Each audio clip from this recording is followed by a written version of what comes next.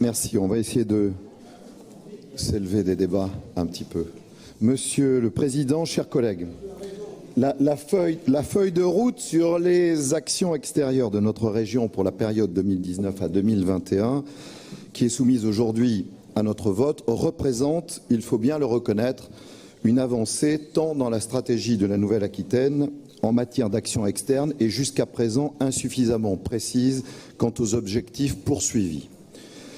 Il y a une certaine inconsistance par absence de méthode, de lisibilité et surtout par manque de coordination entre les différents acteurs agissant dans ce domaine. Mais ça a été souligné.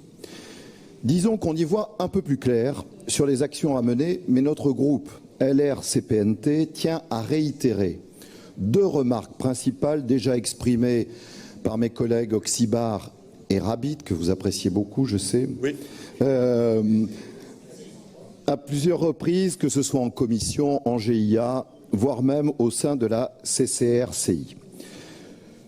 Nous ne vous faisons pas le reproche de ne pas nous avoir concertés. La concertation a été parfaitement bien menée.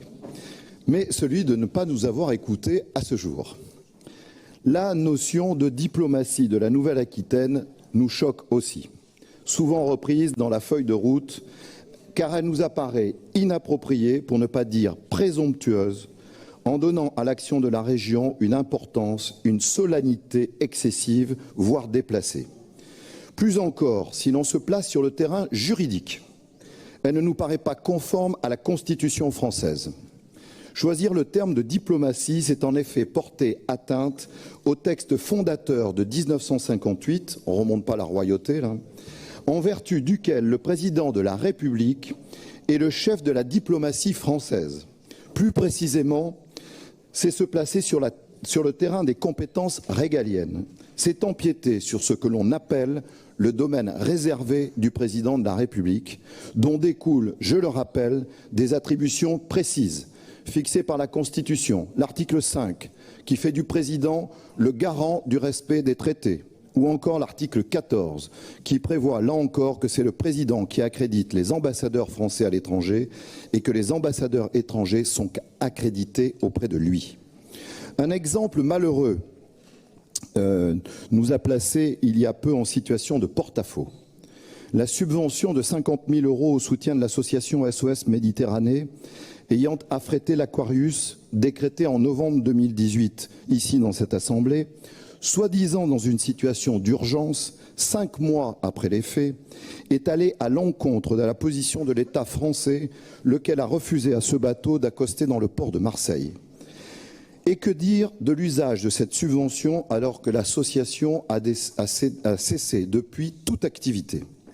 En rappelant cet épisode, je ne veux évidemment pas ouvrir de nouveau le débat sur l'accueil des migrants par notre pays, mais simplement pointer du doigt une décision de la région en contradiction avec celle de l'État français sur un terrain où nous ne sommes pas légitimes à intervenir. Alors, devons-nous étaler nos divisions dans un domaine où la France, pour être entendue et respectée dans le monde, doit impérativement parler d'une seule voix? Nous ne le pensons pas. Et comment ne pas relever votre propre contradiction quand vous affirmez avoir pour objectif dans cette feuille de route de donner plus de cohérence, de mieux coordonner notre action avec celle des autres acteurs de la Nouvelle-Aquitaine, à commencer par les collectivités territoriales, et que dans le même temps, vous prenez le risque de créer une plus grande confusion en décrétant une diplomatie parallèle à celle de l'État. Expliquez-nous où est la recherche de la clarté.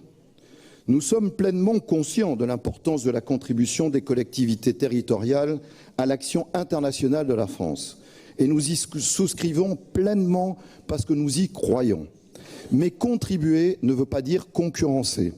C'est pourquoi nous n'adhérons pas à cette notion de diplomatie régionale et nous vous demandons encore une fois de l'abandonner au profit d'une autre formule mettant plutôt en avant la valeur ajoutée qui peut être la nôtre. Enfin, le deuxième sujet, sur la francophonie, que vous voulez contribuer à renforcer dans un effort louable que nous ne pouvons que soutenir là encore, mérite plus qu'une déclaration d'intention, bien timide parce qu'elle n'est pas ambitieuse encore, cette politique de soutien à la francophonie. Car la francophonie se voit fragilisée chaque jour. Une remarque qui pourrait paraître anecdotique, mais qui est malgré tout assez révélatrice de votre manque de force de conviction. Nous avons vu passer très récemment une délibération actant dans une subvention à l'association Aquitaine Culture pour le développement international, alors que le projet présenté par cette association est intitulé Living Labs, utilise donc un anglicisme. Oui, bien sûr, vous allez me dire, la francophonie ne rassemble pas que des pays de langue française, bien que les locuteurs de français soient largement majoritaires. Mais tout de même, soyons cohérents là aussi. Il y a de quoi être préoccupé quand on sait que la langue de Molière glissera, selon l'INSEAD, étude de mai 2016, d'ici une trentaine d'années de la 3e à la 4e place, détrônée par l'espagnol. Sur 715 millions de locuteurs français que comptera la planète en 2050, 85% seront en Afrique. C'est donc sur ce continent que se jouera l'avenir du français, car sa forte natalité promet de soutenir l'expression du français. Une vraie bataille pour la langue du français s'engage face à des pays puissants et plus agressifs pour parvenir à leurs fins hégémoniques. Je n'ai pas besoin de les citer, vous les connaissez, dont la Chine. Sur les sujets de francophonie et de diplomatie sportive, par exemple, il est inquiétant de constater que les Jeux de la francophonie, devant normalement avoir lieu dans quelques mois, n'ont toujours pas trouvé d'organisateurs. Et plus préoccupant encore est de constater que les informations que pour les Jeux olympiques et paralympiques de Tokyo l'année prochaine seront affichées sur place en temps réel en 4 langues, qui seront l'anglais, le coréen, le japonais et le chinois. Disparue la première langue officielle du Comité international olympique, qui est le français.